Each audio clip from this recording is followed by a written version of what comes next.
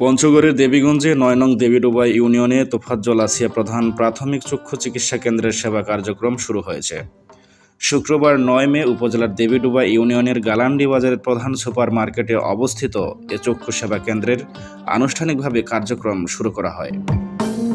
জানা যায়, উপজেলার দেবীডোবা ইউনিয়নের গালান্ডি বাজারের মতো গ্রামীণ ও প্রত্যন্ত অঞ্চলের অবহেলিত মানুষের মাঝে চিকিৎসা সেবা প্রদানের লক্ষ্যে তোফাজ্জল আসিয়া প্রধান চক্ষু চিকিৎসা কেন্দ্রটি ডাক্তার এবিএম আরফানুল আলম প্রধানের পরিচালনায় ২০১৮ সালে প্রতিষ্ঠিত হয়। প্রতিষ্ঠার পর থেকেই বিভিন্ন সময়ে গ্রামের গরিব, অসহায় ও দুস্থ চক্ষু রোগীদের বিনামূল্যে চক্ষু চিকিৎসা সেবা প্রদান করে আসছিল। চিকিৎসা সেবা আধুনিকায়ন এবং অভিজ্ঞ চিকিৎসক দ্বারা সেবা নিয়মিতকরণ করার লক্ষ্যে আনুষ্ঠানিকভাবে সেবা কার্যক্রমের যাত্রা শুরু করা হয়েছে। চক্ষু চিকিৎসা কেন্দ্রটি ভারপ্রাপ্ত পরিচালক মোহাম্মদ আশিকুর রহমান প্রধান বলেন, অতীতের ন্যায় গরিব অসহায় রোগীদের বিনামূল্যে অভিজ্ঞ বিশেষজ্ঞ চিকিৎসক দ্বারা চিকিৎসার জন্য শনিবার ব্যতীত সপ্তাহে ৬ দিন চিকিৎসা কেন্দ্রটি চালু থাকবে। তিনি আরও বলেন, উন্নত মানের আধুনিক যন্ত্রপাতি দ্বারা চক্ষু পরীক্ষা করে প্রয়োজনীয় চিকিৎসা দিতে আমরা বদ্ধপরিকর। সেবা কার্যক্রম পরিচালনার জন্য সর্বসাধারণের সর্বাত্মক সহযোগিতা কামনা করছি।